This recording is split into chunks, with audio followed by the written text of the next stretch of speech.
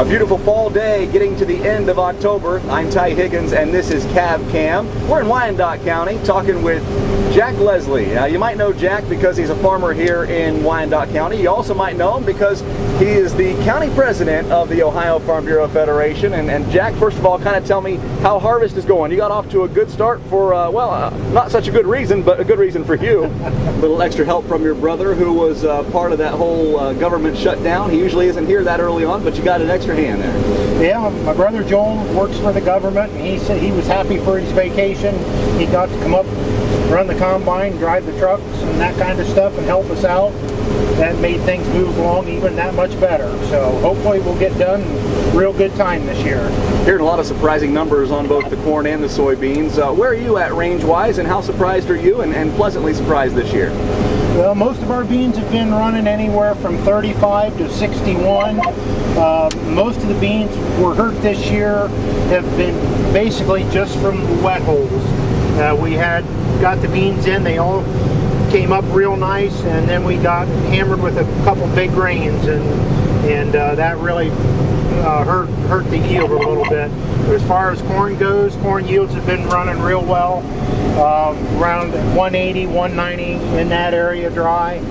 So we're really tickled to death with that also. I want to point out the field we're in, not just any soybean field. These are high-oleic beans. Kind of tell me first of all about high-oleic soybeans and why you chose to go that route in this field.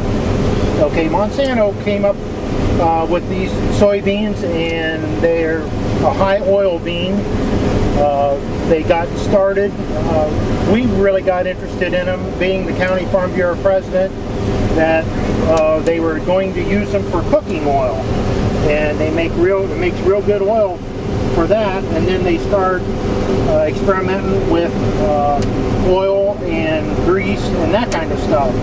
And the rumor that we've been catching here lately is they're going to kind of phase out the cooking oil end of it and go more towards the grease and oil, engine oil, and they say it's been really good for that, so we'll have to keep you updated on that.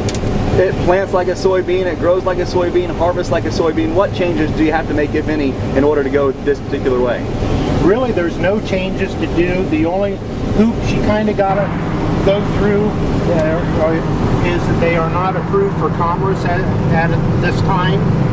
So, which means every time you switch back and forth from corn to or a regular soybean, you have to do a clean out on your combine and your trucks.